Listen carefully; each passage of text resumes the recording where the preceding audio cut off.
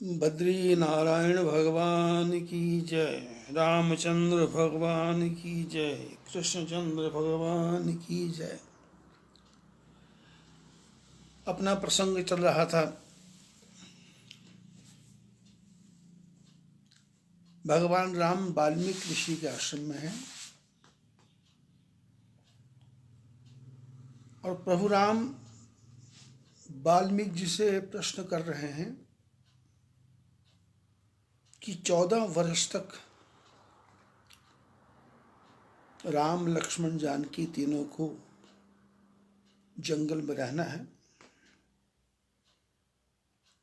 तो आप हमारे रहने के लिए मकान बताइए।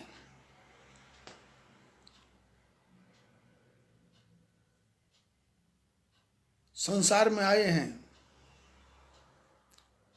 तो रहने के लिए कुटिया चाहिए, झोपड़ी चाहिए, छोटा मोटा मकान चाहिए। 2-4 आदमी घर में मेहमान बन के आते हैं तो उनके स्वागत के लिए भी कुछ न कुछ चाहिए।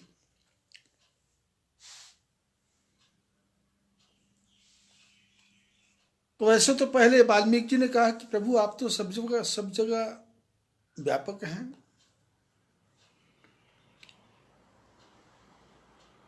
निर्गुण रूप सुलभ अति सगुण न जाने कोय, सुगम अगम नाना गति, सुन मुनि मन भ्रम होय। भगवान निर्गुण भी हैं, सगुण भी हैं और हरि व्यापक सर्वत्र समान। भगवान हर जगह व्यापक हैं, सर्वत्र हैं, समान हैं। और ऐसी कौन सी जगह नहीं है जो भगवान का वास ना हो। तो वाल्मीकि ने कहा कि आप कहाँ नहीं रहते हो। तो भगवान ने उपहास में कहा कि आप तो चतुर हैं, सुजान हैं, और फिर भी आप बताइए कोई मेरे रहने के लिए मकान है क्या। तो ये जो पूरा प्रसंग है वाल्मीकि जी का प्रसंग है, आज 30वां दिन है इस प्रसंग का। तो इसमें भगवान ऐसे मकान बता रहे हैं जो हम और आपके जीवन से संबंधित है। किसी का सुंदर मकान बन गया तो उसकी खुशी में याद करता है, किसी की बेटी की शादी हो, बेटे की शादी हो, तो उसमें भी गणेश भगवान को याद कर लेते हैं, सुपारी के गणेश बना लेते हैं। दिवाली आती है, दशहरा आता है, गोवर्धन पूजा आती है। सनातन धर्म का एक मूल मंत्र है कि सदा दिवाली साध की, आठों पहर बसंत। जो भगवान का भजन करने वाला है, जो साधक है, जो परमात्मा के रास्ते पर चलने वाला है, उसके लिए सदा दिवाली है, सदा बसंत है। इसलिए सनातन धर्म में 365 दिन ही त्योहार हैं, 7 दिन ही त्योहार हैं। ये रविवार, सोमवार, मंगलवार, बुधवार, गुरुवार, शुक्रवार, शनिवार, ये क्या है? ऋषि मुनियों ने इसका तारतम्य बनाया। हमको लगता है कि रविवार आ गया, सोमवार आ गया, मंगल आ गया, ऐसा नहीं है। ये सबसे पहला दिन है रवि।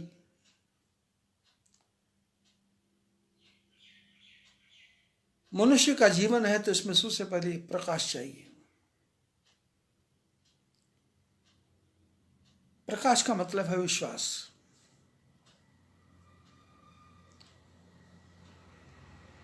हम अपने बेटे पे विश्वास करेंगे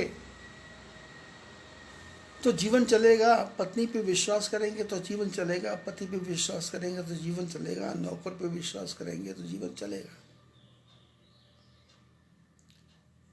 यदि अविश्वास हो जाएगा तो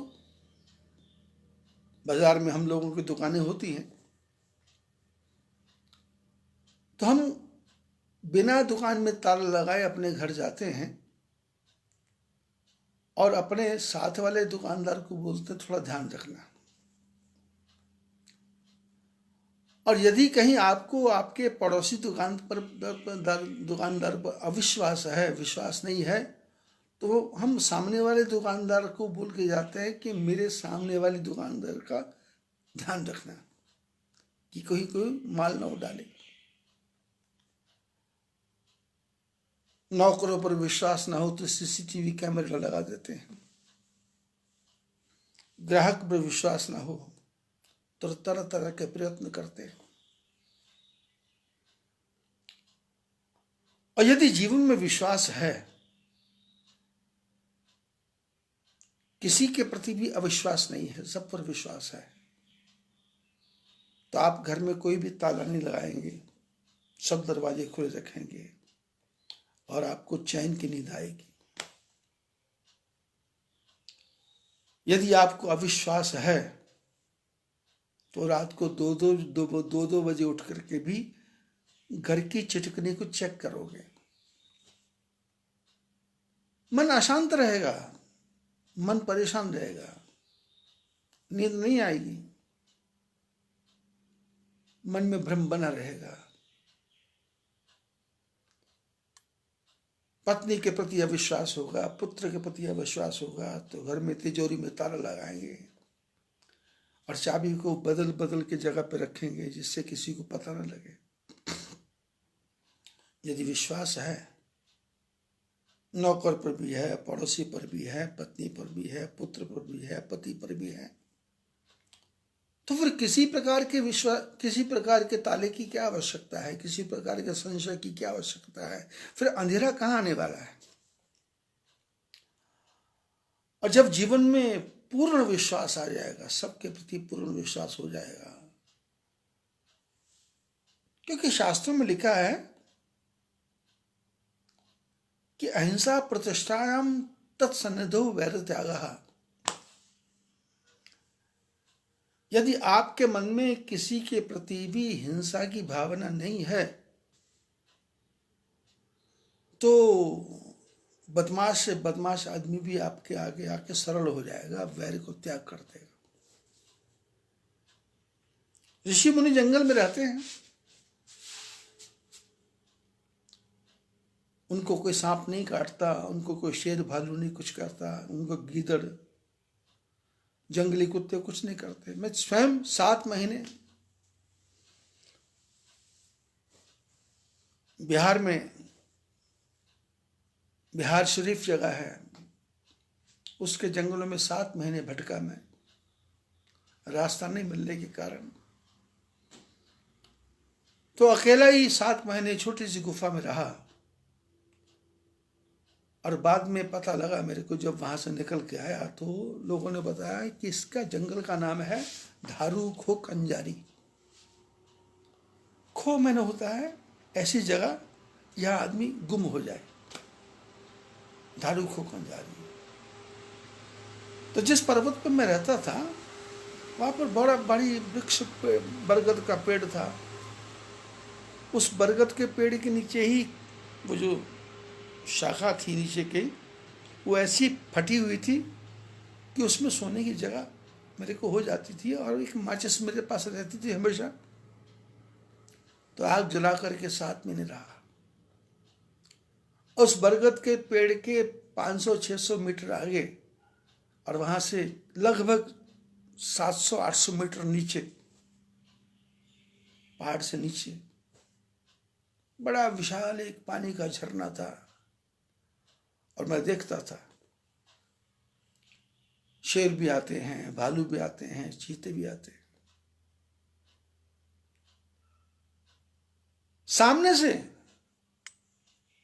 कभी जंगलों में फल लेने चले जाते कोई, अब जंगल था तो ज्यादा फल क्या मिलना, लेकिन फिर भी बेर मिल जाते थे।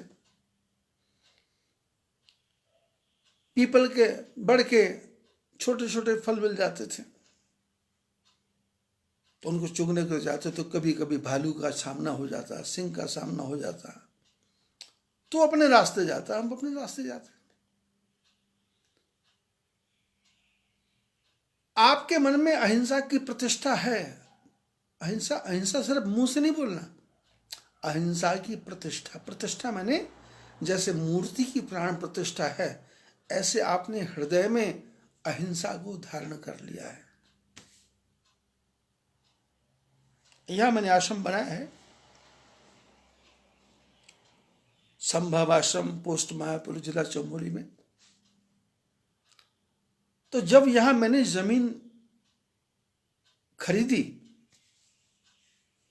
आश्रम बनाने के लिए, तो सारे आस पड़ोस के गांव वाले बोलते थे कि यहां पर मसान रहता, मसान आता है, मसान आता है।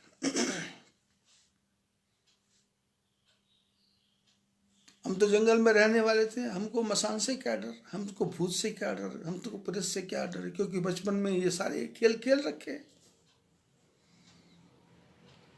छोटी मोटी सिद्धियां शमशान में रह के प्राप्त की हैं।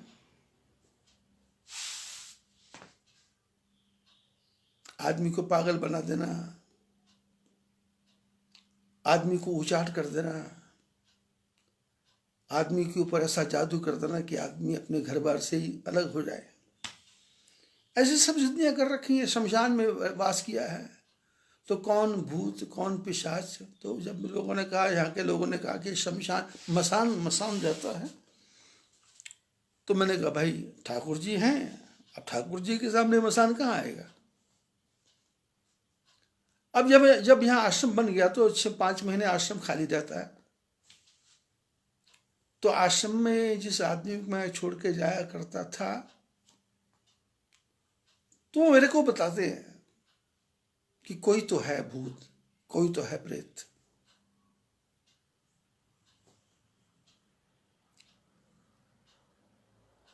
हमारे हरिद्वार आश्रम को संभालने वाली माता जी, वो भी जब जब यहाँ रहती हैं, तो हमारे ऊपर की जो छत है उसमें से चटक चटक की आवाज आती है। तो उनके मन में भी भ्रम, क्योंकि वो इतनी तपस्वी तो नहीं है बेचारी, तो कि ये चटकना बुरा नहीं होता, टूटना बुरा नहीं होता, कोई ना कोई तो है, कोई ना कोई भूत है, कोई ना कोई प्रेत है। मेरे सैकड़ों नौकरों ने बोल दिया कि भूत प्रेत घूमते हैं, पर भूत कहाँ है। आपके मन में पाप है तो आपका पाप ही आपको भूत बन के परेशान करेगा। आपके कर्म बुरे हैं तो आपके कर्म ही आपको प्रेत बन के परेशान करेंगे। आपकी वासना खराब है तो ही आपको प्रेतनी बन के आएगी। आपके अंदर ईर्ष्या है तो वही आपको चुड़ैल बन के डसेगी। पर जब आपने हृदय में अहिंसा की प्रतिष्ठा कर दी, मैंने मन में अहिंसा रख ली, तो आपके सामने सिंह आएगा, वो आपका कुछ नहीं बिगाड़ेगा। बंदर आएगा, कुछ नहीं बिगाड़ेगा। काल भी आएगा तो काल भी एक बार विचार करेगा कि इसके साथ उलझना है या नहीं उलझना, क्योंकि ये तो ठाकुर का आदमी है। अहिंसा प्रतिष्ठायाम तत्सन्निधो वैर त्यागः।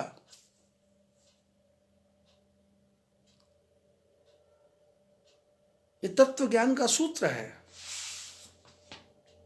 कि हृदय के अंदर वाणी से नहीं, किसी को दुख नहीं देना, ये नहीं करना, वो नहीं, हृदय में ही धारण कर लिया अहिंसा। और जब अहिंसा धारण हो गई तो फिर उसके सामने जो भी कोई आएगा, ना मसान आएगा, ना प्रेत आएगा, ना पिशाच आएगा। जिसके जीवन में रवि आ गया, प्रकाश आ गया, सूर्य आ गया, नारायण की कृपा जिसके ऊपर बरस गई, उसका भूत प्रेत पिशाच क्या करेंगे। और जब जब रवि आएगा, जब जब रवि आएगा, विश्वास आएगा, तो फिर सोम आ जाएगा।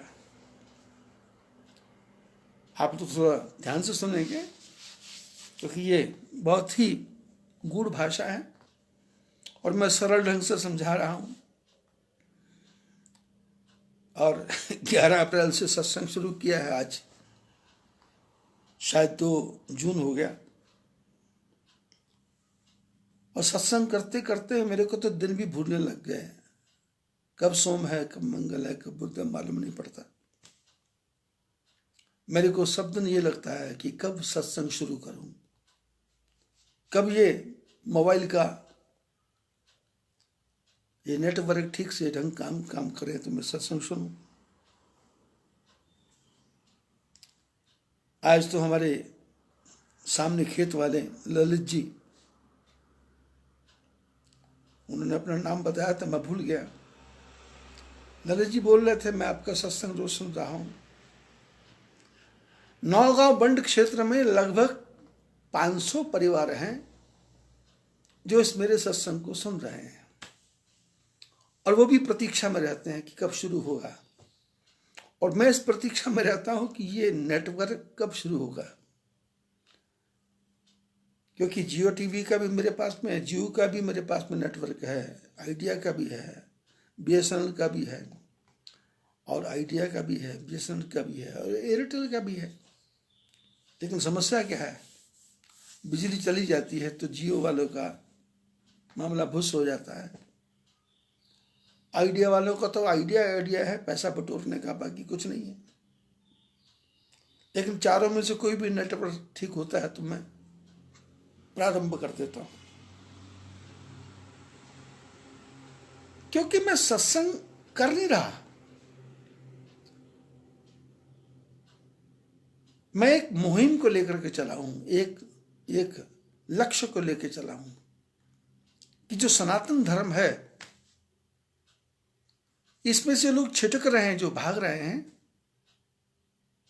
उनको समझा दिया जाए। आदमी जो भटका उसको यदि रास्ता बता दिया जाए तो रास्ता सीधा मिल जाएगा। ऋषि मुनियों ने 7 दिन बताए, बोले पहला दिन है रवि, सूर्य, प्रकाश, विश्वास, और जब जीवन में विश्वास आ गया फिर तो सोम ही सोम है। सोम मैंने होता है अमृत, अमृत माने सुख। हम सब किसकी तलाश में हैं? हम सब सुख की तलाश में हैं। हमारा उठना बैठना, सोना जागना, चलना फिरना, खेती करना, दुकान करना, सबका लक्ष्य एक ही है, वो है सुख। उपनिषद में कथा आती है कि याज्ञवल्क ऋषि के 2 पत्नियां थी, एक थी गार्गी, एक थी मैत्रेयी। मैत्रेयी हाउस वाइफ जैसी थी, लेकिन गार्गी थोड़ा ज्ञानी थी। तो याज्ञवल्क गार्गी का संवाद होता रहता था। तो उपनिषदों में कथा है, एक दिन गार्गी ने प्रश्न कर दिया कि भगवान क्या, परमात्मा क्या, परमात्मा के बारे में क्या सोचा जाए। तो याज्ञवल्क भगवान ने कहा कि ये तो बहुत लंबा चौड़ा बात है, लेकिन गार्गी ने कहा आप चाहे तो सूत्र में समझा सकते हैं। तो याज्ञवल्क भगवान ने, महात्मा जी ने कहा कि देखो गार्गी, आदमी सुख के लिए जीता है और सुख का नाम ही परमात्मा है। पुत्र से प्रेम करे तो सुख के लिए, पति से प्रेम करे तो सुख के लिए, परिवार से प्रेम करे तो सुख के लिए, संसार से प्रेम करे तो सुख के लिए, किसी से मिले तो सुख के लिए। मनुष्य की सारी उपक्रम, सारा फंक्शन, मनुष्य के जीवन में जितने भी क्रियाकलाप हैं, उसका लास्ट टारगेट है सुख। यदि सुख नहीं मिले तो आदमी पत्नी को त्याग देता है, यदि सुख न मिले तो पति को त्याग देता है, यदि सुख न मिले तो पुत्र को त्याग देता है, यदि सुख न मिले तो गांव को भी त्याग देता है। अभी आप सब लोग देख रहे हैं कोरोना कांड हो रहा है। पूरे भारत में जो लोग गए हुए थे वो सब लोग घर को भाग भाग के आ रहे हैं, घर को भाग भाग के आ रहे हैं। किस लिए? वहां कमाई हो रही थी, सुख मिल रहा था, लेकिन कमाई नहीं हुई तो उन्होंने कहा सुख कहाँ मिलेगा? बोले घर चलते हैं, वहां तो सुख मिलेगा। याज्ञवल्क्य ने कहा गार्गी, मनुष्य अपने शरीर से भी प्रेम नहीं करता। यदि शरीर 24 घंटे दुखी रहने लग जाए तो मनुष्य भगवान से प्रार्थना करता कि परमात्मा मेरे को मौत आ जाए तो अच्छा है। और मैंने अच्छे अच्छे लोगों को देखा है, संपन्न लोगों को देखा है, शरीर के दुख के कारण नदी में छलांग लगा देते हैं, पहाड़ से कूद जाते हैं, फांसी लगा लेते हैं, जहर खा लेते हैं, आत्महत्या कर लेते हैं, क्योंकि सुख नहीं मिला। दिल ने दुनिया बनाई खुशी के लिए, पर दुखों का समुद्र उमड़ता रहा। संसार किस लिए बनाया था? खुशी के लिए। पर जिसको भी हाथ लगाया वहीं से दुख निकल आया, जिसको भी हाथ लगाया उसी दुख लगाया। वो खुशी की झलक अब तलक ना मिली, तेरे अरमानों का रंग ढल जाएगा। अरमान पूरे होते नहीं, इच्छा पूरी होती नहीं।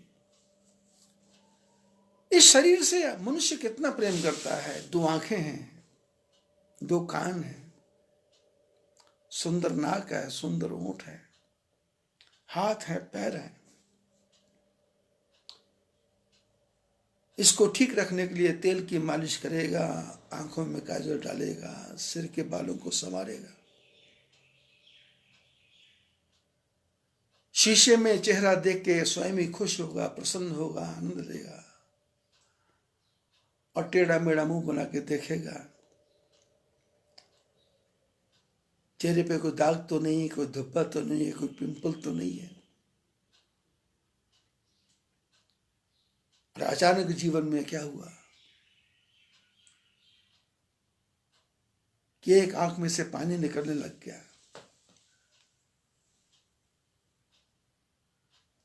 डॉक्टर के पास गया, आंख में दर्द होती है, डॉक्टर ने कहा दवाई डालो, सुख मिलेगा। लेकिन दवाई जब डाली तो इतना दर्द हुआ कि छटपटाने लगा। डॉक्टर ने कहा घबराओ मत, सुख मिलेगा। तो कड़वी से कड़वी, खराब से खराब, आंख में भयंकर दर्द करने वाली भी दवाई डाल देते। और कभी कभी जीवन में होता है कि चलते चलते पैर में ठोकर लग गई और शरीर में कोई ऐसी भयंकर बीमारी है कि उस बीमारी के कारण वो पैर की ठोकर ठीक नहीं हुई,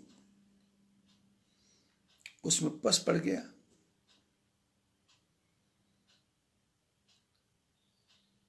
डॉक्टर के पास गया, मलहम लगाई, पट्टी लगाई। डॉक्टर ने कहा इसको काटना पड़ेगा, चीरा लगाना पड़ेगा। चीरा लगा दो। चीरा लगाया, इन्फेक्शन हो गया। फिर डॉक्टर के पास गया। डॉक्टर साहब रात को नींद नहीं आती। डॉक्टर ने कहा देखो भाई, नींद चाहिए तो इस अंगूठे को काटना पड़ेगा। तो इसने कहा अंगूठे को काट दो, पर सुख तो मिलेगा ना। अंगूठे को कटवा देता है, और यहां तक कि करते करते आधी टांग तक को भी कटवा देता है। आंख में तकलीफ होती है, डॉक्टर के पास जाता है, बोले दर्द हो रहा है। डॉक्टर बोले ऑपरेशन करना पड़ेगा। ऑपरेशन करने से सुख तो मिलेगा ना? बोले मिलेगा। लेकिन ऑपरेशन किया, आंख में इन्फेक्शन हो गया, आंख की ज्योति चली गई। पर मन में संतोष है, चलो एक की गई, दूसरी तो है। पर वो जो इन्फेक्शन था ऐसा फैला कि दोनों आंखों में फैल गया। डॉक्टर ने कहा दूसरे का भी करना पड़ेगा, दूसरी भी खराब हो गई। सुख चाहिए, आंख नहीं चाहिए, सुख चाहिए। और इन्फेक्शन ऐसा फैला कि कान तक पहुंच गया, कान के पर्दों को भी निकालना पड़ गया। और वो ऐसा इन्फेक्शन फैला कि पूरे शरीर में कैंसर हो गया। अब तो ये भगवान से मांगता है कि प्रभु मौत आ जाए तो ठीक है। याज्ञवल्क्य बोले आदमी सुख को पाने के लिए कि यदि मरने के बाद भी सुख मिलेगा तो मेरे को मरना भी स्वीकार है, मौत भी स्वीकार है। मेरे को दुख नहीं चाहिए। वो दुख कब कब कब हटेगा? बोले जब प्राण का त्याग होगा। तो बोले मेरे प्राण निकाल लो, मेरे को मार दो। आप लोगों ने पेपर में पढ़ा होगा, लोग दया मृत्यु मांगते हैं राष्ट्रपति से, क्योंकि हमारे शास्त्रों ने समझाया हमको कि यदि आत्महत्या करोगे तो प्रेत बनना पड़ेगा। भागवत पढ़ी, रामायण पढ़ी, गीता पढ़ी, गरुड़ पुराण पढ़ा, तो उसमें लिखा है आत्महत्या करोगे। तो मनुष्य आत्महत्या करने से डरता है, इसलिए वो कहता है कि ठाकुर जी स्वयं ही प्राणों को निकाल दें। तो याज्ञवल्क्य समझाते हैं गार्गी, मनुष्य शरीर से भी प्रेम नहीं करता है। यहां यहां दुख मिलेगा, वहां वहां ये प्रेम नहीं करता। यहां यहां सुख मिलेगा, वहां वहां ये प्रेम करता है। शास्त्रों से, वेदों से किसी ने पूछा अपना कौन? तो वेदों ने कहा जो सुख दे वो अपना। बोले पराया, जो दुख दे वो पराया। ये अपना पराया कौन है? सुख दे वो अपना, दुख दे वो पराया। बुखार हमारे शरीर में पैदा होता है, टेम्परेचर हमारे शरीर का बढ़ता है, लेकिन हम उस टेम्परेचर से प्रेम नहीं करते, बुखार से प्रेम नहीं करते। डॉक्टर के पास जाते, डॉक्टर बोलता है इंजेक्शन लगाना पड़ेगा, सलाइन लगानी पड़ेगी, सुई लगानी पड़ेगी। बोले सुई लगाने से ठीक हो जाएगा? बोले सुई, बोले हाँ ठीक होगा। बोले लगाओ सुई, लगाओ इंजेक्शन।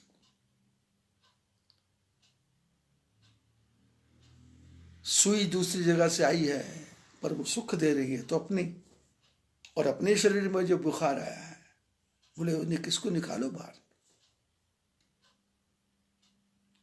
और गीता में इसी को विशेष रूप से कहा गया कि सुख दुखे समय कृत्वा लाभा लाभो जया जयो। और भगवान के जो भक्त हैं, याज्ञवल्क्य बोलते हैं कि जो भगवान के भक्त हैं वो इस दुख को भी भगवान का प्रसाद समझ करके इस दुख को भी सुख में बदल लेते हैं। अब परिवार में कोई बच्चा बदमाशी करे तो दो चार चांटे मारने पड़ते हैं। अब जो मारने वाला है उसको मारने के लिए सुख थोड़ा मिल रहा है, पर ये सुधर जाए इसलिए वो मारता है। ऐसे परमपिता परमात्मा हमको सुधारने के लिए जीवन में कभी कभी दुख देते नहीं है, दुख का आभास करवाते हैं। आभास, ऐसा लगता है अब जीवन खत्म हो जाएगा, पर नहीं, वो हमको सुधारने के लिए कर रहे हैं। जीवन में विश्वास होगा तो सोम आएगा। सोम मैंने अमृत और सोम मैंने सुख। अब ये सुख की समस्या क्या है? मनुष्य के जीवन में सुख की समस्या क्या है? जब सुख आ जाता है तो आदमी ठाकुर जी से दूर हो जाता है, भगवान से दूर हो जाता है। आप लोगों ने देखा होगा, सुरेंद्र सिंह नेगी जी सुन रहे हैं कथा, और विनोद पंत जी भी सत्संग सुन रहे हैं, और महाराष्ट्र से श्रीकांत सूर्य का भी सत्संग में बैठे हुए सुन रहे हैं, और हैदराबाद से रमेश चांडक जी का भी आ रहा है, और खरसांग दार्जिलिंग से रवि प्रकाश जी भी सत्संग सुन रहे हैं दार्जिलिंग से, और खामगांव से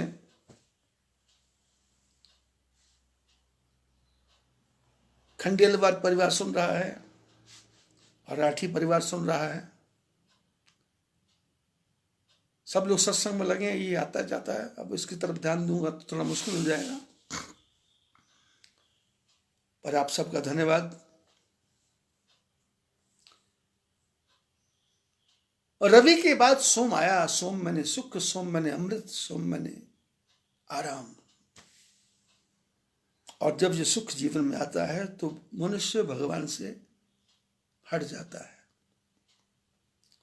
संतों ने बड़ा सुंदर भजन गाया। उन्होंने कहा कि माया से रहना परे परे, तू भजले प्राणी हरे हरे। ये मनुष्य, इस सुख से थोड़ा परे परे रहना।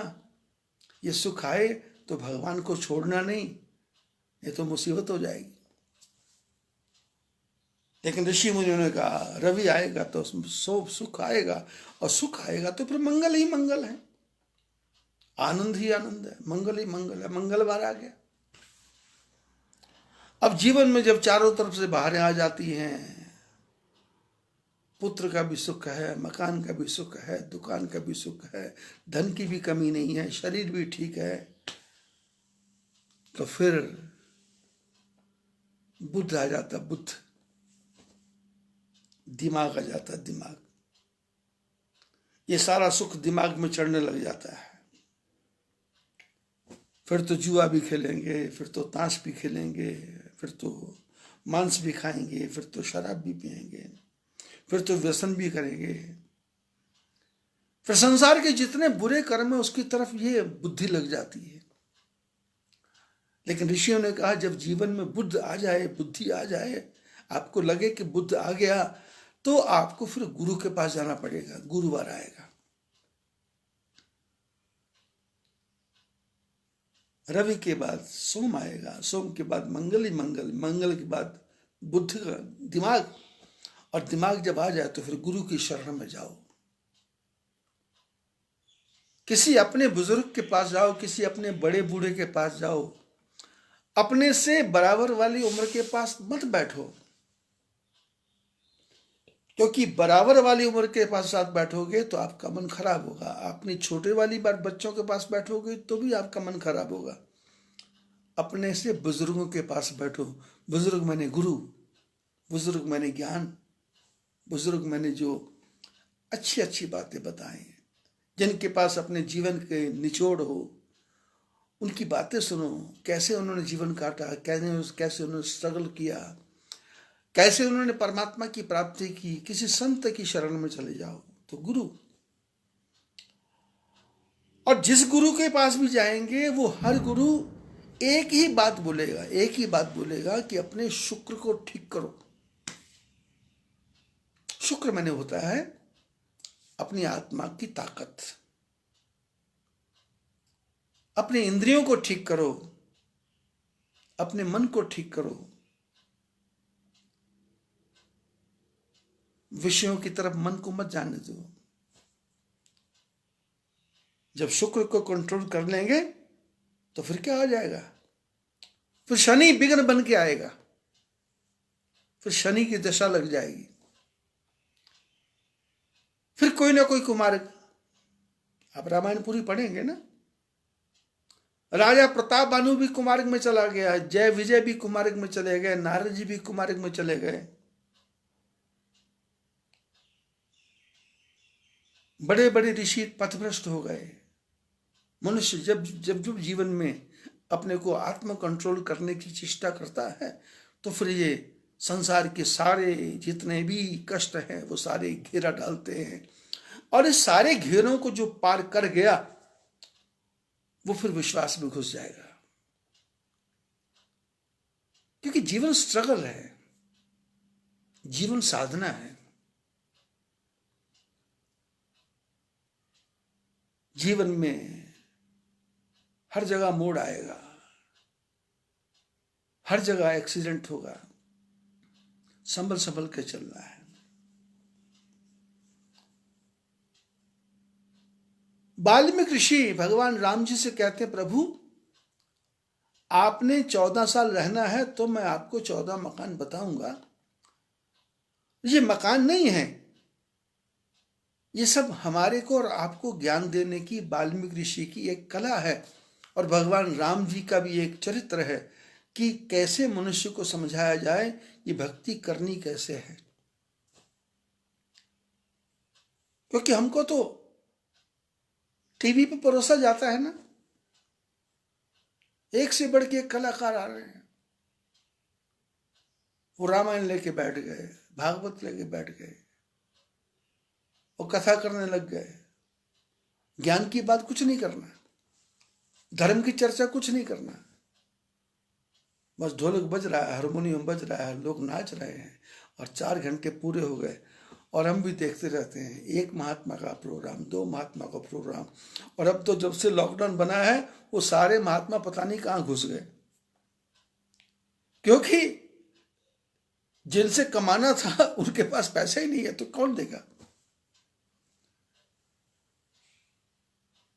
और मैंने मन में विचार किया कि ये तो अपॉर्चुनिटी मेरे हाथ में आ गई, ये तो मेरे पास सुंदर सा अवसर आ गया कि अपने परमात्मा का ज्ञान मैं लोगों को बांटूं, अपने परमात्मा का ज्ञान मैं लोगों को दूं। तो मेरे को तो सुंदर मौका, अवसर मिल गया। वाल्मीकि ऋषि भी भगवान राघवेंद्र सरकार को भगवान ने पूछा मैं कहाँ रहूं, तो वाल्मीकि ऋषि भगवान को 14 मकान बता रहे हैं। कुछ मकानों की चर्चा हुई, कल चर्चा हो रही थी कि किसके हृदय में भगवान रहते हैं। जे हर्षहि पर संपत्ति देखी। दीपक कुमार घई जी भी आ गए, अमित धाकड़ जी भी आ गए लाइन में। लुधियाना से दीपक घई जी हैं और राजस्थान से भीलवाड़ा से अमित धाकड़ जी हैं। फेसबुक पे आ गए, बहुत बहुत धन्यवाद आपका। कल भी आप लोगों ने ये पॉइंट सुना था कि जे हर्षहि पर संपत्ति देखी, दुखित होई पर विपत्ति विषेखी। जिन्हि राम तुम प्राण प्यारे, तिनके मन शुभ सदन तुम्हारे। वाल्मीकि ने कहा आप किसके मन में रहो? बोले जो मनुष्य दूसरे की संपत्ति को देख के प्रसन्न होता है और दूसरे के दुख को देख करके उसके मन में दुख आता है कि हे प्रभु, इसको ऐसा दुख मत दो, मेरे को पुण्य है तो ले लो पर इसको सुखी कर दो। जैसा कि मैं एक प्रार्थना बोला करता हूं कि सुखी बसे संसार सब, दुखिया रहे न कोई। क्योंकि मैंने पूरे भारत में जहां जहां सत्संग किया, वहां पर हर सत्संग के बाद में ये प्रार्थना मेरी प्रचलित है। और जहां जहां मैंने सत्संग किया वहां लाखों की संख्या में लोग ये रोज प्रार्थना करते हैं। और प्रार्थना का मूल मंत्र क्या है कि सुखी बसे संसार सब, दुखिया रहे ना कोई, कोई भी दुखिया ना हो। जे हर्षहि पर संपत्ति देखी, दुखत होई पर विपत्ति विषेखी। जिन्हि राम तुम प्राण प्यारे। वाल्मीकि ने कहा राम, जिनको तुम अपने प्राणों से भी प्यारे हो,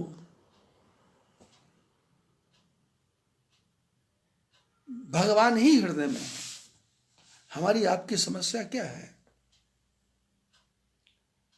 कि बेटी सामने आती तो हम बेटी का बन जाते हैं, पत्नी आती तो पत्नी का बन जाते हैं, माँ आती तो माँ का बन जाते हैं, भाई आता तो भाई का बन जाते हैं, मित्र आता तो मित्र का बन जाते हैं। लेकिन जो योगी हैं, जो तपस्वी हैं, जो भगवान के मार्ग पर चलने वाले सदगृहस्थ हैं, अच्छे गृहस्थी हैं, वो इन सब से संबंध रखते हैं, लेकिन प्यार सिर्फ भगवान से करते हैं। जिन्हि राम तुम प्राण प्यारे, तिनके मन शुभ सदन तुम्हारे। उनका मन तुम्हारे रहने का सबसे सुंदर घर है, उसके घर में रहो जाकर। और अगला मकान बताते हैं, स्वामी सखा पितु मातु गुरु, जिनके सब तुम तात। मन मंदिर तिनके बसहु, सिय सहित दो भ्रात। बोले जिसके स्वामी भी आप हैं, सखा भी आप हैं, पिता भी आप हैं, माता भी आप हैं। इसके पहले लाइन में जिन्हें राम तुम प्राण प्यारे, तो उसका मैंने थोड़ा विस्तार कर दिया था, लेकिन अब उसको वाल्मीकि जी भी उसी को विस्तार में बता रहे हैं कि पिता भी तुम, माता भी तुम, बंधु भी तुम, सखा भी तुम। और आप लोगों ने वो सुंदर गाना तो सुना होगा, तुम ही हो माता पिता, तुम ही हो, तुम्ही हो बंधु सखा, तुम्ही हो, तुम्ही हो साथी, तुम्ही सहारे, कोई न अपना सिवा तुम्हारे, दया की दृष्टि सदा ही रखना, तुम्ही हो बंधु सखा, तुम्ही हो। जो खिल सके ना वो फूल हम हैं, तुम्हारे चरणों की धूल हम हैं। जो खिल सके ना वो फूल हम हैं, तुम्हारे चरणों की धूल हम हैं। तुम ही हो माता पिता, तुम ही हो, तुम ही हो बंधु सखा, तुम ही हो। त्वमेव माता च पिता त्वमेव, त्वमेव बंधुश्च सखा त्वमेव, त्वमेव विद्या द्रविणम त्वमेव, त्वमेव सर्वम मम देव देव। स्वामी सखा पितु मातु गुरु, जिनके सब तुम तात। एक ही भरोसा, एक ही विश्वास। भगवान राम लक्ष्मण जी को समझाते हैं। लक्ष्मण जी ने प्रश्न किया था कि भक्ति क्या है, तो भगवान ने राम जी ने कहा था, इसी जंगल की यात्रा में एक दिन लक्ष्मण जी ने प्रश्न किए थे कि प्रभु आपकी भक्ति क्या है, तो भगवान ने कहा था, भगति तात अनुपम सुख मूला, मिले ही जो संत होई अनुकूला। भक्ति तात अनुपम सुख मूला, बोले भक्ति क्या है, अनुपम सुखों का मूल है, जड़ है। सुखों की मूल क्या है, बोले भक्ति है। और ये भक्ति मिलेगी कब, जब संत अनुकूल होंगे। और यह गुण साधन ते नहीं हुई, ये भक्ति आपके गुण से नहीं होगी, आपके साधन से नहीं होगी। और ये कब होगी, बोले तुम्हारी कृपा पाव कोई कोई, ये भगवान की कृपा से कोई कोई पाएगा। और भगवान राम कहते हैं, भगति के साधन कहूं बखानी, सुगम पंथ मोहि पावे प्राणी। भगवान राम तो यहां तो कहते हैं कि भक्ति ऐसी है कि बहुत सुगम है, बस मन को बदलने की आवश्यकता है। मन बदल गया, दृष्टि बदली, सृष्टि बदल जाएगी। स्वामी सखा पितु मातु गुरु, जिनके सब तुम तात, मन मंदिर तिनके बसहु, सी है सहित बसो भ्रात। और अगले मकान की चर्चा वाल्मीकि जी करते हैं कि अवगुण तजी सबके गुण गहही, विप्र धेनु हित संकट सहही, नीति निपुण जिनकई जग लीका, घर तुम्हार तिनकर मन नीका। किसके हृदय में भगवान रहेंगे, जो सबके अवगुणों को छोड़ देता है और गुणों को ग्रहण करता है, जिसकी आंख में दोष दृष्टि नहीं है, जो दूसरे की दोषों की तरफ ध्यान नहीं देता, जो दूसरे के जीवन में ताक झांक नहीं करता, जो दूसरे के छिद्रान्वेषण नहीं करता, छिद्रों को नहीं देखता, जो दूसरे के कमियों को नहीं ढूंढता। क्या कमी है, कमी है तो उसके कर्मों का फल है, तुम्हारे ऊपर क्या फर्क पड़ रहा। पर वाल्मीकि जी कहते हैं, आपके रहने का सुंदर मकान कौन है कि जो अवगुणों को छोड़ दे। बिल्कुल, किसके अवगुणों को, दूसरों के, अपने नहीं, अपने तो छोड़ने ही है। अवगुण तजी सबके गुण गहरी, दूसरे के गुणों को अपनाता जाए, लेता जाए, लेता जाए, लेता जाए। और विप्रधेनु हित संकट सही, यदि जीवन में ब्राह्मण के ऊपर कष्ट आए तो उसकी सहायता करे, गौ माता पे कष्ट आए तो उसकी सहायता करे। अभी कोरोना आ रहा है, कोरोना आ रहा है ना, दुनिया तो ये ज्ञान बांट रही है कि गरीबों को खाना दो, गरीबों को भोजन करो, और मैं अपने शिष्यों को ये ज्ञान दे रहा हूं कि आपके सड़क के ऊपर जो कुत्ते घूम रहे हैं उनको भी 2 रोटी डालो, आपके मोहल्ले में कोई गाय घूम रही है तो उसको भी 2 रोटी डालो, आपकी छत पे चिड़िया घूम रही है तो वहां भी थोड़ा सा बाजरा डाल दो, पानी रख दो। मैं अपने शिष्यों को ज्ञान बांट रहा हूं कि जिंदा मनुष्यों के लिए तो सरकारें हैं, ये सबका करेगी, लेकिन ये जीव हैं परमात्मा के बनाए हुए, इनके लिए भी कुछ करो।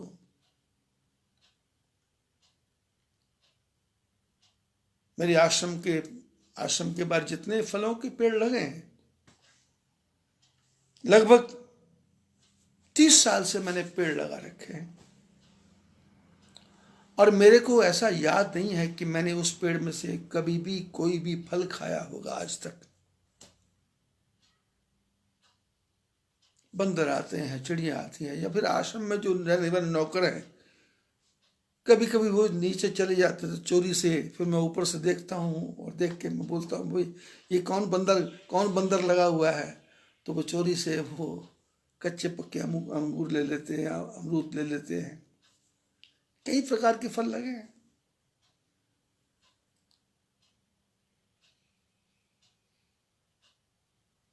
जीव दया,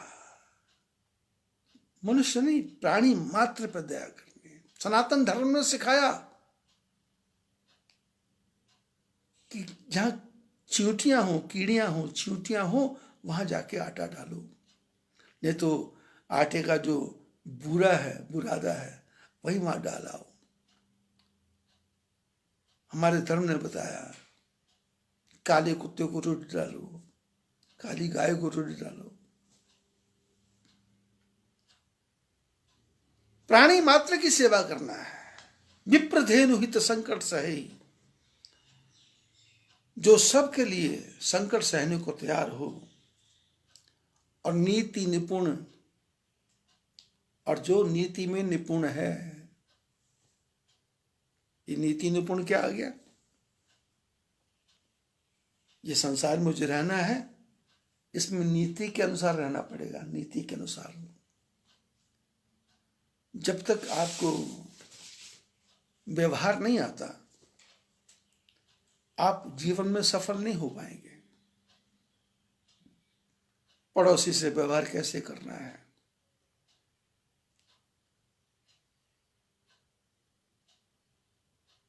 बेटे से व्यवहार क्या करना है, मां से व्यवहार क्या करना है, पत्नी से व्यवहार करना, उसमें निपुण। तुम्हारे मुंह से जो शब्द निकले उससे किसी को चोट ना पहुंचे, बस। आप दुकानदार हैं तो ग्राहक से उलझना नहीं है, नीति निपुण। देखो कैसे दुकान चलती है।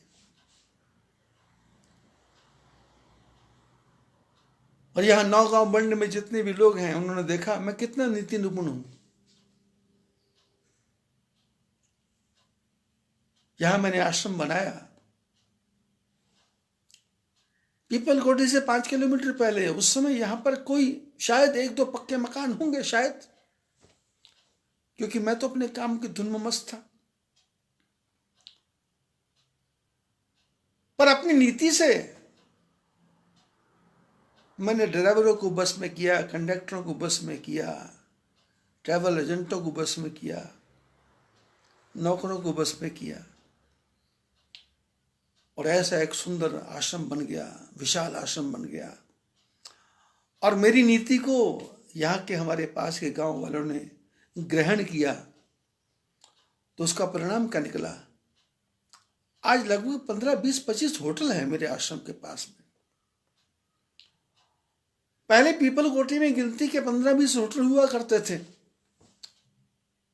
अब चमोली से लेकर के पीपल कोठी तक 100 से ऊपर होटल हो सकते हैं, ऐसा मेरा अनुमान है। क्योंकि मैंने कभी गिनती की नहीं, क्योंकि मेरी हालत तो यह है कि मैंने अपने आश्रम के कमरों की गिनती नहीं की।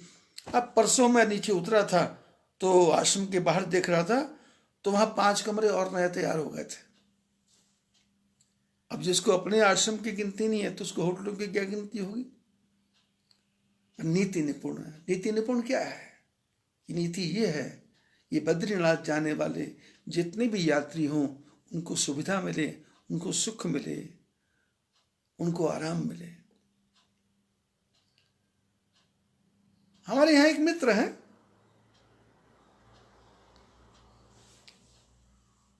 अग्रवाल परिवार में, भीमतल्ला में उनका होटल है।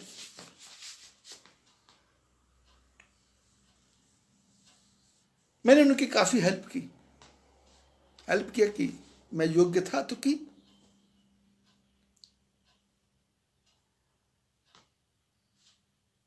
और उसका परिणाम क्या हुआ, उन्होंने होटल खोला तो उन्होंने वहां एक वो लिस्ट बना दी, 85 रुपए की भिंडी, 80 रुपए के पनीर, ये वो। तो मैंने कहा अग्रवाल जी, ये 80-85 की भिंडी खाने यहाँ कोई नहीं आता बद्रीनाथ। यहाँ तो तुम खिचड़ी बनाओ, कढ़ी बनाओ, सब्जी बनाओ, रोटी बनाओ, खिलाओ, और 15 रुपए की थाली, 20 रुपए की थाली लगाओ, तुम कभी धोखा नहीं खाओगे। उसने कहना माना नहीं और उसका काम चला नहीं। और मैंने जो आश्रम बनाया, आश्रम के बाहर ही बोर्ड लगा दिया, फ्री का निःशुल्क धर्मशाला, फ्री धर्मशाला। वो तो कुछ मित्रों ने विरोध किया कि आप निःशुल्क लिखते हैं तो हमारे यहाँ लोग नहीं आते, तो मैंने उसको हटा करके धर्मशाला लिख दिया। तो हमारे एक बुजुर्ग थे पीपलगोटी में,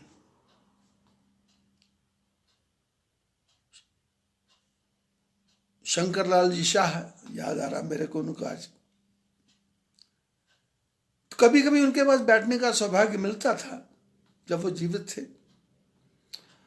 तो एक दिन वो मूड में थे, मैं भी मूड में था, तो उन्होंने मेरे को आश्रम में आए देखने के लिए। तो बैठे, तो बैठने के बाद बोले, बाबा जी हमारा भी होटल है और आपने भी धर्मशाला बनाई है, आप फ्री में खिलाते हो और आपका ये फिर भी भीड़ लगी रहती है और हमारे यहाँ तो कोई आता नहीं है। तो मैंने कहा आप भी उसमें धर्मशाला लिख दो, लाल कपड़े हैं मेरे से ले लो, आप भी पहन लो। लेकिन लाल कपड़ा पहनने से कुछ नहीं होगा। सूत्र है नीति निपुण। आपकी नीयत ठीक हो, आपकी नीति ठीक हो, आपके पास जो एक बार आया वो कहीं तुम्हारे से भाग के नहीं जाएगा। मेरे गुरुदेव ने मेरे को ज्ञान दिया कि प्रेमानंद, पैसे से प्रेम नहीं करना, आदमी से प्रेम करना है। पैसे से प्रेम करेगा तो लोभ आएगा तो लूटमार होगी तो आदमी को एक बार लूटेगा, 2 बार लूटेगा, फिर आदमी भाग जाएगा, समझ जाएगा।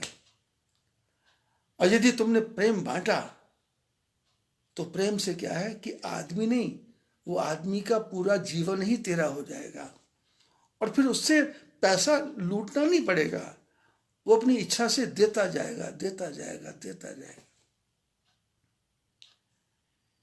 नीति एक ऐसी चीज है, नियत एक ऐसी चीज है, यदि नियत अच्छी है तो आपको स्ट्रगल नहीं करना पड़ेगा, आपको भागना नहीं पड़ेगा। आजकल लॉकडाउन लगा हुआ है, लोगों के फोन आते हैं, जिसके भी फोन आते हैं वो एक ही रोना रो रहा है कि सब काम ठप है। मैं बोलता हूं कि ठप है तो कोई बात नहीं, भगवान का भजन कर लो। बोले कितना कर लें? अरे जितना हो सके उतना तो करो। नीति निपुण जिनके जगदीका, जो नीति में निपुण है और जो संसार के मर्यादाओं का पालन करता है, क्योंकि आपके जीवन में मर्यादा नहीं है। आपने जीवन में अपने को कंट्रोल नहीं किया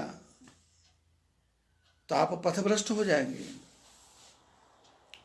आप रास्ता भटक जाएंगे। जग में एक लीक बनानी पड़ेगी, रेखा बनानी पड़ेगी, अपने चारों तरफ एक मर्यादा की रेखा बनानी पड़ेगी। घर तुम्हारे तिनकर मरनी का, जो मर्यादा में चलता है, नीति में निपुण है, ठाकुर जी आप उसके हृदय में निवास करें। और अगला मकान बता रहे हैं वाल्मीकि जी कि गुण तुम्हार समुझई निज दोषा, यही सब भांति तुम्हार भरोसा।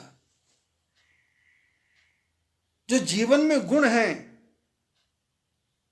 जो आदमी ये समझता है कि गुण तो भगवान के हैं और दोष सारे मेरे हैं।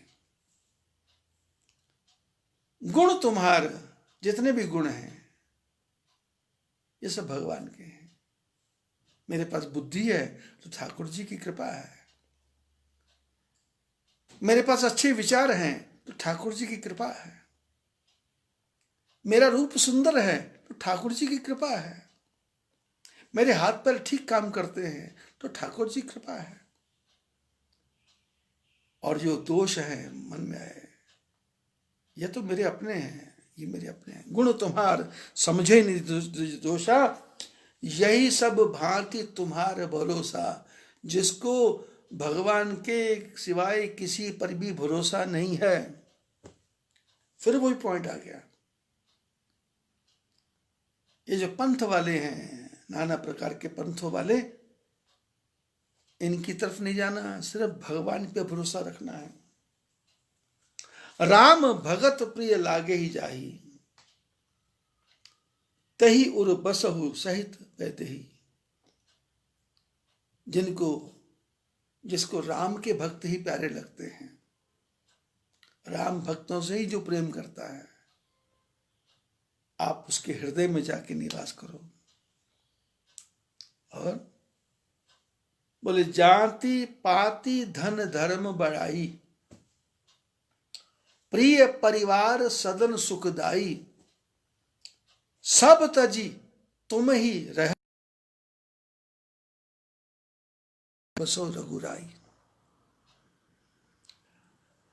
बोले जो जाति पे विश्वास नहीं करता, पाति पे विश्वास नहीं करता, तो मेरी जाति ऊंची है, मेरी पंक्ति ऊंची है,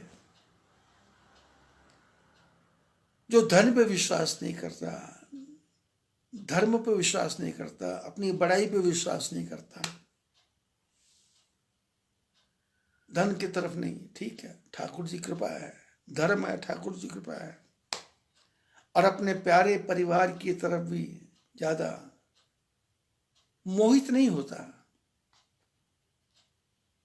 परिवार की सेवा कर रहा है क्योंकि ठाकुर जी ने दिया है। अब परिवार के पीछे अपने जीवन की कुर्बानी नहीं करना है। हमारे जीवन में क्या होता है, क्योंकि हम सोचते हैं कि बच्चे हो गए, बेटे हो गए, पोते हो गए, पड़पोते हो गए। अभी मैं भीलवाड़ा में गया था तो वो परिवार सुना रहा था कि सोने की सीढ़ी लग गई, सोने की सीढ़ी। हमारे यहाँ सनातन धर्म में नियम है कि बेटे के बेटा हो जाए, माने 4 पीढ़ी हो जाए, तो वो भाग्यशाली मानते हैं। तो वो एक उत्सव करते हैं कि सोने की सीढ़ी। तो क्या करते हैं, बेटे पोते पड़पोते क्या करते हैं कि पहले सोने की सीढ़ी बनाया करते थे, 10 फुट की 5 फुट की बनाते थे सोने की सीढ़ी। तो क्या करते थे, परदादा परदादी को सोने की सीढ़ी पर चढ़ाते थे। अब सीढ़ी मजबूत होती थी, तो सोने की सीढ़ी पर चढ़ने का मतलब वैकुंठ का रास्ता खुल गया। हम पितृ ऋण से मुक्त हो गए, ऋषि ऋण से मुक्त हो गए और गुरु ऋण से मुक्त हो गए। पुत्र हो गया, पौत्र हो गया, पड़पौत्र हो गया। तो भाई पुराने लोग क्या करते थे, वो जो सोने की सीढ़ी होती थी ना, उसको वो अपने बेच करके गरीब परिवारों में दान कर दिया करते थे, गरीब परिवारों में दान कर दिया करते थे। तो जब दान करते थे तो जो दान लेता था वो आशीर्वाद भी देता था, आशीर्वाद देता था, तो उसका फल भी मिलता था। फल ये मिलता था कि सहज मृत्यु आती थी, घिसर घिसर के नहीं मरना पड़ता था, तड़प तड़प के नहीं मरना पड़ता था, और आराम से ठाकुर जी के चरणों में चले जाते थे। परिवार को भी दादा परदादा मर रहे हैं तो वो परदादा मरते हैं तो फिर वो बैकुंठी बनाते हैं कि अब पोता परपोत्रे को देख लिया तो अब इनकी मृत्यु हुई था, तो बैकुंठ यात्रा निकालते हैं।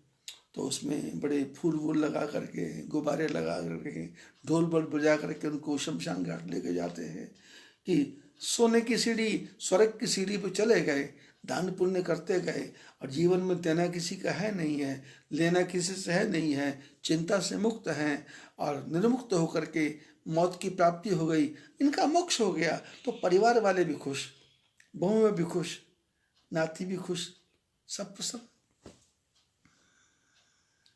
लेकिन आजकल लोगों ने क्या चक्कर चलाया, लोगों की वृत्ति देखो, कितनी वृत्ति, क्या माने मानसिकता क्या हो गई है।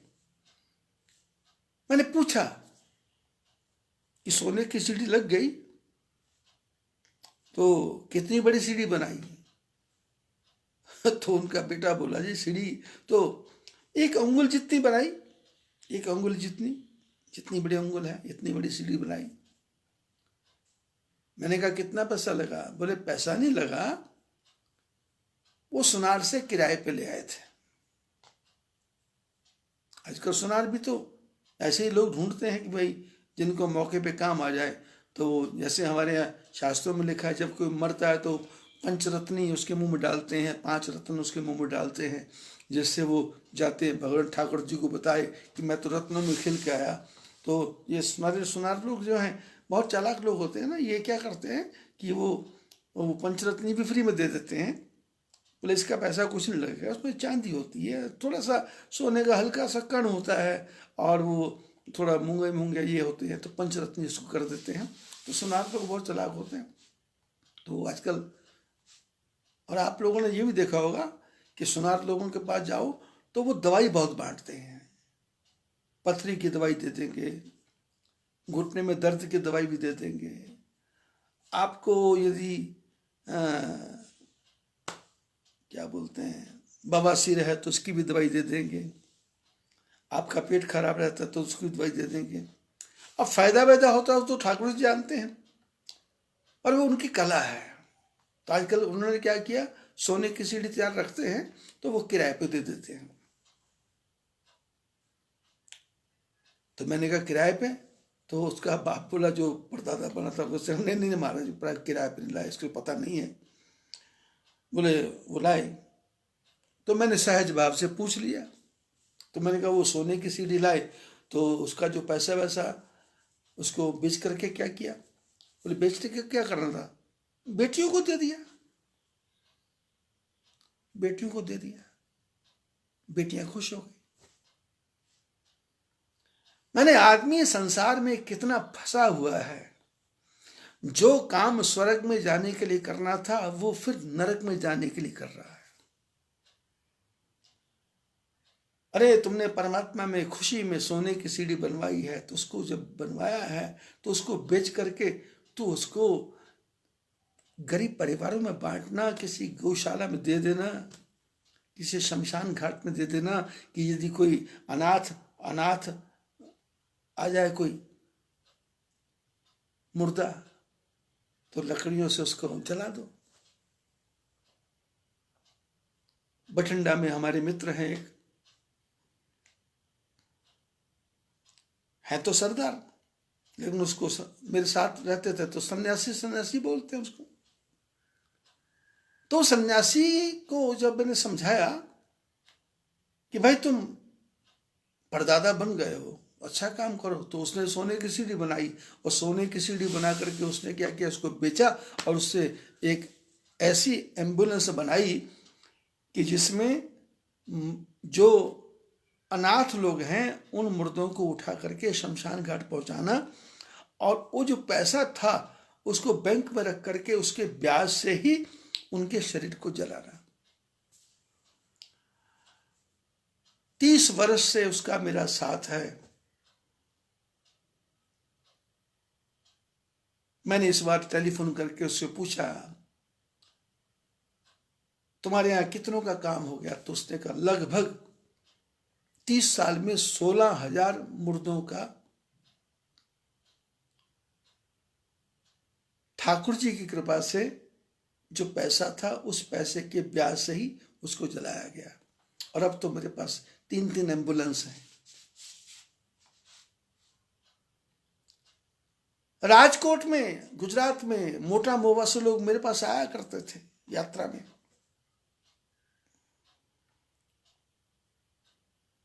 तो वहां मैंने ओंकार ट्रस्ट बनाया, यहीं पर बनवाया ओंकार, इसी आश्रम में बैठ के बनवाया ओंकार ट्रस्ट। बोले हमको कोई अच्छा सा ज्ञान दो क्योंकि हमारे पास पैसा बहुत आ गया। मैंने कहा ऐसा करो, शमशान घाट ऐसा बनाओ, एक बिजली वाला बनाओ, एक लकड़ी वाला बनाओ, और जो तुम्हारे पास पैसा आया है ना उसको बैंक में रखो, और बैंक में रख करके चारों तरफ घोषणा कर दो कि जो भी संसार का आदमी हमारे शमशान घाट में आके अपने मुर्दे को जलाएगा उसका सारा खर्चा हम स्वयं उठाएंगे। मोटा मोआ राजकोट में शमशान घाट चलता है, और गुजरात में प्राय राजकोट जिले के ज्यादा लोग विदेशों में भी रहते हैं, तो वहां एयर कंडीशन कमरा बना रखा है जिसमें कोई मुर्दा ऐसा हो कि भाई उसके मित्र संबंधी अमेरिका से आएंगे, विदेशों से आएंगे, तो 10-15 दिन उसमें रखते हैं, ठंडे घर में रखते हैं, और जब वो आते हैं तो उसका अंतिम संस्कार होता है। तो पिछले 28 साल से वो चल रहा है ओंकार सेवा ट्रस्ट। और इस बार वो पिछले साल वो आए थे मेरे पास में। वो क्या करते हैं, जो भी उनके शमशान घाट में अस्थियां आती हैं उन अस्थियों को, थोड़ी अस्थियां वो उनके परिवार को दे देते हैं, बाकी अस्थियां वो पोटली में बांध बांध के नाम लिख करके और उसको वहाँ वही मोटा मोआ में शमशान घाट में एक रूम बना रखा, उसमें भरते रहते हैं। और साल के बीच में सितंबर अक्टूबर में वो जितनी भी अस्थियां हैं उन सब की पोटलियां लेके आते हैं, उन सारी पोटलियों को चारों धाम की यात्रा करवाते हैं, और उस बीच में मेरे आश्रम में भी रुकते हैं। फिर चारों धाम की यात्रा करवाने के बाद में वो सारी अस्थियां ले जा करके वो हरिद्वार हर की पौड़ी में डाल देते। तो मैंने पिछली बार पूछा पिछले 28 साल में कितने लोगों का संस्कार हो गया, तो उन्होंने कहा कम से कम 1.5 लाख आदमी का संस्कार हो गया। 40-40 किलोमीटर के लोग आते हैं, 1.5 लाख से ज्यादा लोगों का संस्कार हो गया। अग्नि बिजली का इलेक्ट्रिक का भी बनाया है, लकड़ियों का बनाया है, और वो किसी से पैसा लेते नहीं। और जो संपन्न लोग हैं वहां वो दान देते हैं, भेंट देते हैं, पैसा देते हैं।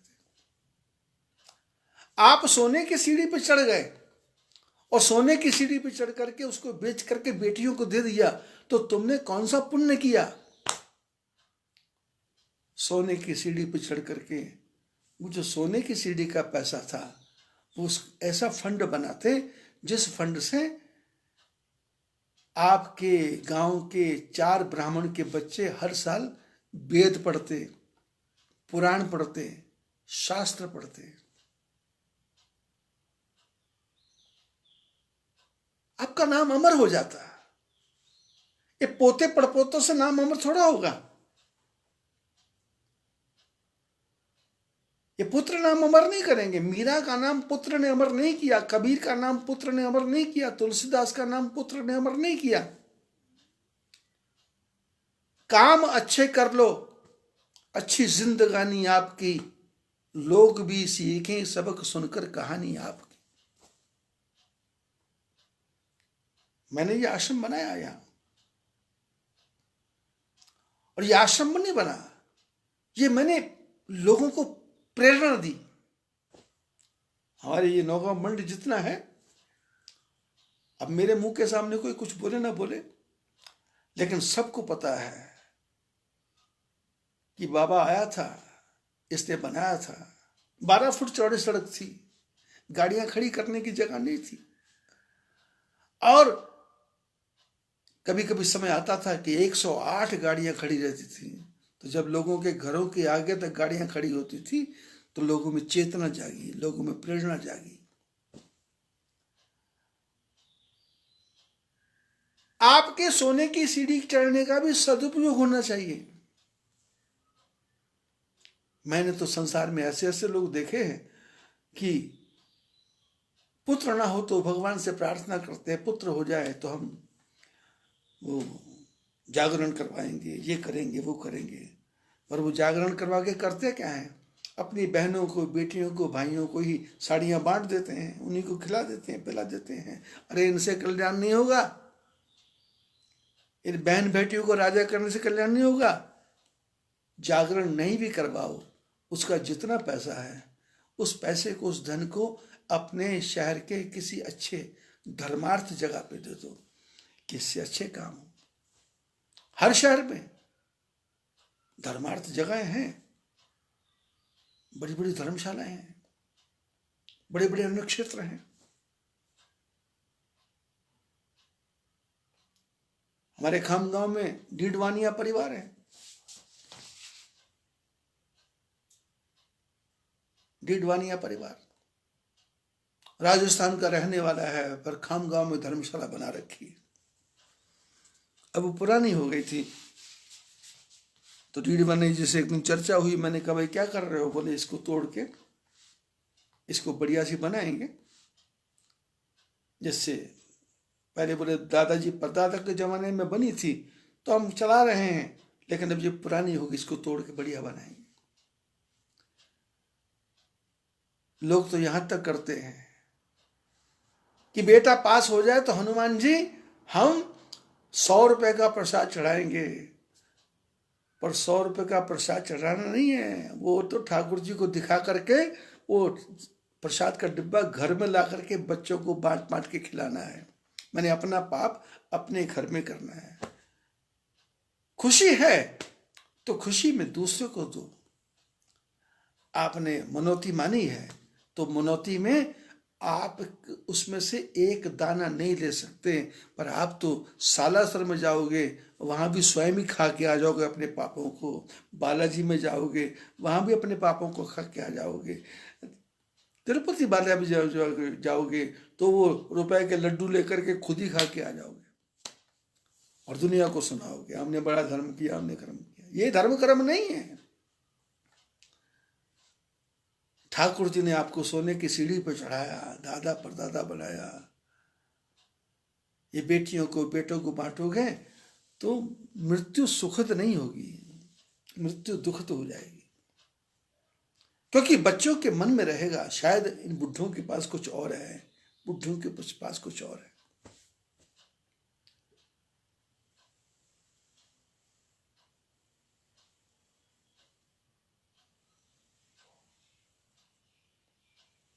गुण तुम्हार समझे निज दोषा, यही सब भांति तुम्हारा भरोसा।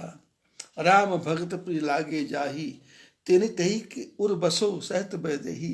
जाति पाति धन धर्म बढ़ाई, प्रिय परिवार सदन सुखदाई।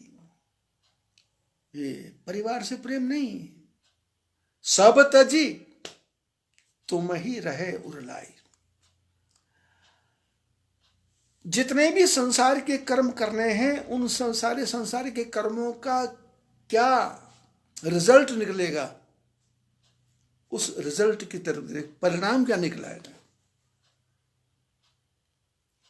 यदि सारे कर्मों का परिणाम ठाकुर जी की भक्ति है तो ऐसा संसार तो, इससे बढ़िया तो संसार कोई हो ही नहीं सकता।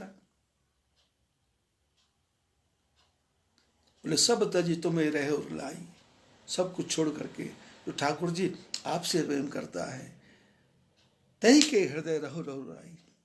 और स्वर्ग नरक अपवर्ग, स्वर्ग नरक अपवर्ग समाना, यह तह देख धरे धनुबाना, कर्म वचन मन राउर चेरा, राम करहु तहि के उर डेरा। बोल भी, जिसको स्वर्ग से डर नहीं है, नरक से डर नहीं है, धरती से डर नहीं है। किसी ने कहा तुम नरक में जाओगे, बोले नरक में क्या ठाकुर जी मिलेंगे क्या? बोले हाँ। बोले तैयार हूं मत जाने। बोले स्वर्ग में? बोले ठाकुर जी मिलेंगे तो तैयार हो।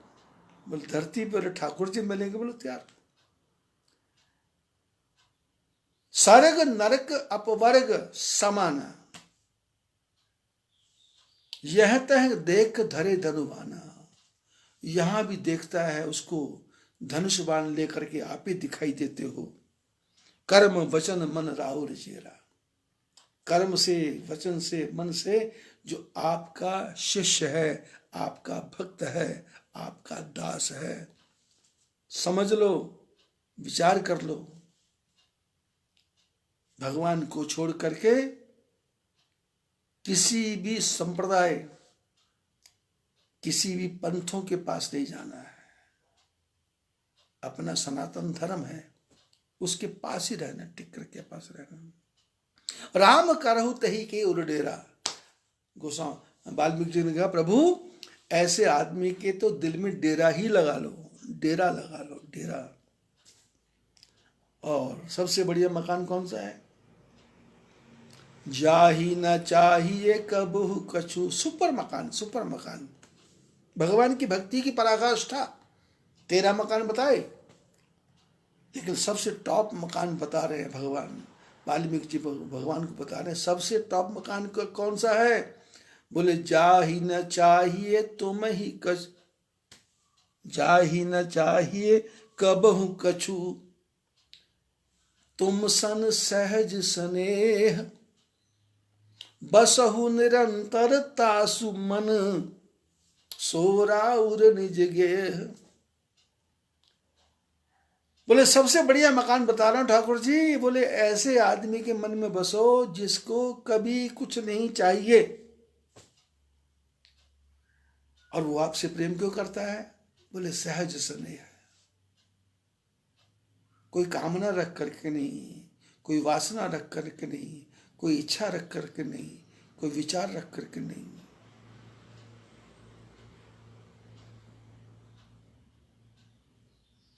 मैं अपने जीवन में कम से कम 1000 बार बद्रीनाथ जाया, 1000 बार से ज्यादा हो गया। और मैं वहां देखता हूं ठाकुर जी से लोग पुत्र मांगते हैं, पौत्र मांगते हैं, ये मांगते हैं, वो। पर मैंने कभी बस भगवान को प्रणाम कि प्रभु आपने शक्ति दी है, आपका दर्शन कर लिया, बस कृपा बना के रखना। और मैंने ऐसे ऐसे भक्त भी देखे हैं जो बद्रीनाथ पहुंचते जिनकी आंखें गदगद हो जाती हैं, शरीर कांपने लग जाता है, और आंखों में जिनके आंसू भर जाते हैं।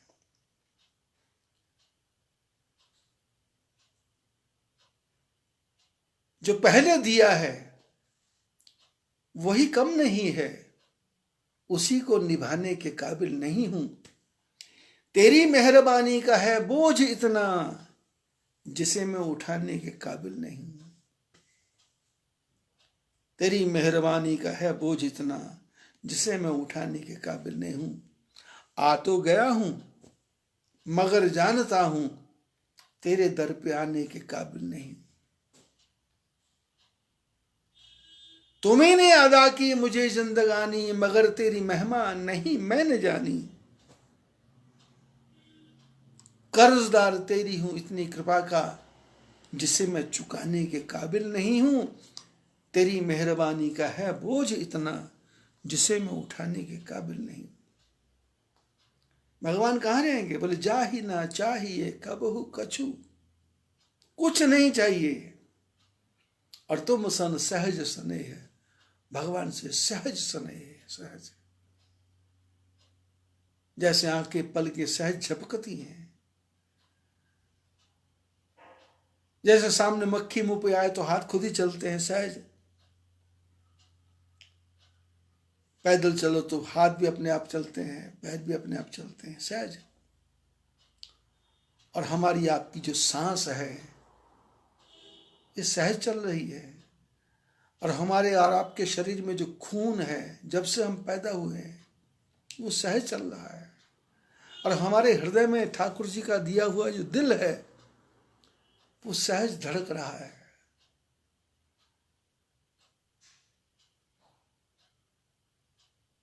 खून को पंप करने के लिए वो घूमता रहता है, सहज घूमता है। ठाकुर जी की कृपा से पूरे शरीर में खून सहज चल रहा है, और हम जो भोजन खा रहे हैं वो सहज पच रहा है, और हमारे शरीर में जो पेशाब है, लैट्रिन है, शरीर के नीचे फिल्टर लगाया है, किडनी लगाई है, उसमें सब फिल्टर सहज हो रहा है। जब ठाकुर जी सारा सहज कर रहे हैं तो हमको अब ठाकुर जी से और क्या चाहिए। भगवान से प्रेम कैसा सहज प्रेम।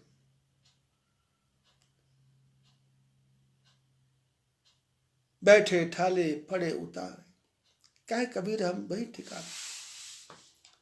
कबीर से किसी ने कहा कि भगवान की भक्ति करते हो क्या? कबीर ने कहा भगवान की भक्ति, अरे हमारी हालत तो यह है, बैठे हैं, खड़े हैं, पड़े हैं या उठने वाले हैं। बैठे ठाले पड़े उताने, कह कबीर हम वही ठिकाने। कबीर ने कहा हम तो 24 घंटे ठाकुर जी के चरणों में ही हैं, उनसे अलग तो है ही नहीं है, उनसे दूर तो है ही नहीं है। उनसे दूर जिस दिन हो जाएंगे उस दिन जो प्राण अंत नहीं हो जाएगा, प्राण निकल जाएंगे। और कबीर जी ने कहा कि अब मैंने भक्ति करना छोड़ दिया है। कबीर जी जब बूढ़े हो गए ना तो चेले बहुत ज्यादा हो गए, तो चेलों ने कहा गुरु जी आप भक्ति नहीं कर रहे हैं। तो गुरु जी ने कहा ना ना अब भक्ति काहे को करनी। बोले क्यों? बोले मेरा सुमिरन हरि करे मैं पायो विश्राम। कबीर ने कहा अब मैं भगवान की भक्ति नहीं करता, अब भगवान मेरी भक्ति करते हैं, भगवान मेरे को याद करते हैं। आप सब विचार करके देखो, आप चाहे भगवान को याद करें ना करें, भगवान आपको 24 घंटे याद रखते हैं, क्योंकि उनको पता है सांस भेजना है।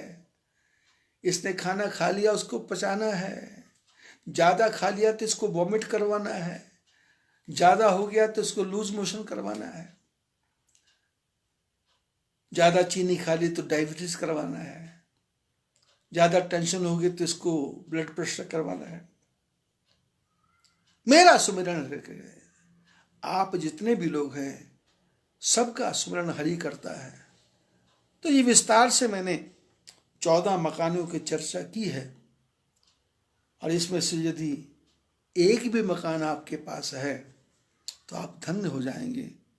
मेरे पास तो 14 के 14 मकान हैं, और मैं तो ठाकुर जी से प्रार्थना करता हूँ कि आपके जीवन में भी 14 के 14 मकान बन के तैयार हो जाएं, और फिर धन बरसेगा, इज्जत बरसेगी, और सब कुछ आएगा। सब कुछ आने के बाद में हमारे और आपके हृदय में भगवान के प्रति लाख लाख धन्यवाद होगा। प्रभु तेरी कृपा है, तेरी कृपा है, तेरी कृपा है। आज इतना ही। ये सत्संग YouTube पे भी आ रहा है, क्योंकि फेसबुक पे कभी टाइम पे लोग उपस्थित नहीं होते, तो YouTube पे भी बद्री प्रेम सत्संग लिखने से YouTube पे ये पोर्टल खुल जाएगा। कई लोग बद्री नारायण लिख देते हैं, कई लोग बद्री भगवान लिख रहे हैं, तो नहीं आ रहा। तो ये लिखना है बद्री प्रेम सत्संग, क्योंकि मेरा बद्रीनाथ के प्रति प्रेम है, तो मेरा नाम प्रेमानंद है, तो सत्संग चल रहा है, तो इसलिए मैंने तीनों को जोड़ दिया। और इस नाम से किसी और का पोर्टल नहीं था, तो मैंने YouTube पे बना दिया। तो आप जो लोग सुन रहे हैं, इसका ज़्यादा से ज़्यादा प्रचार तो हो रहा है, लेकिन थोड़ा सा एक आप कम ही कर रहे हो। YouTube पे जा कर के उसको लाइक के बटन को दबाना है, तो लाइक की संख्या बढ़ने से क्या होगा कि ये इस पूरे सनातन धर्म में फैलेगा।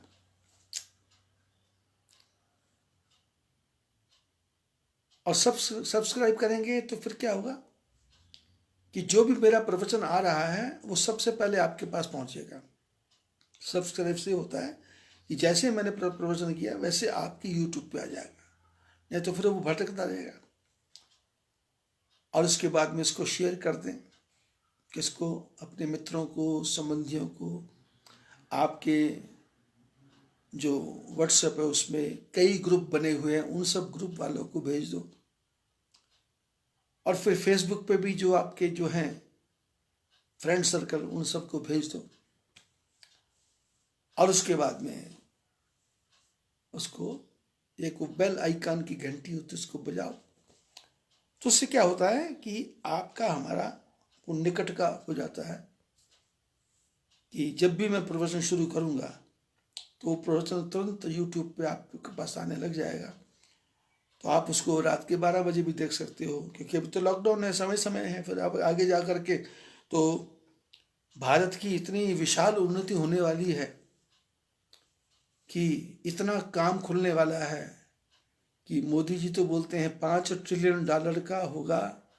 मैंने भविष्यवाणी कर रखी है कि $10 ट्रिलियन।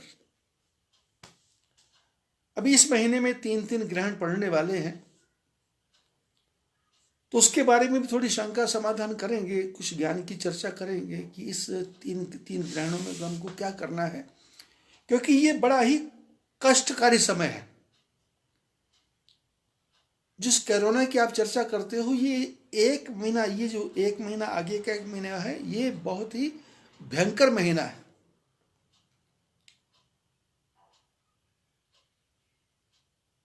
क्योंकि राहु केतु सूर्य चंद्रमा को ग्रसेंगे, तो ग्रसन करने से तूफान आएंगे, नदियों में उफान आएंगे, अप्राकृतिक काम होंगे,